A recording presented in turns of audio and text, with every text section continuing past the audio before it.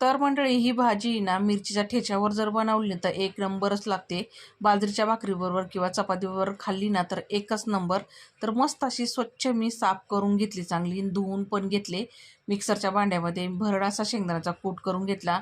मिरची, लसूण आणि मीठ घालून मिक्सरला फिरवून घेतला. कढईमध्ये तेल गरम करून त्याच्यामध्ये जिरा आणि ठेचा टाकून घेतला, मिक्सरला फिरवलेला. हळद टाकली, परतून घेतलं चांगला. नंतर मध्ये ते शेंगा त्याच्यामध्ये टाकून घेतल्या.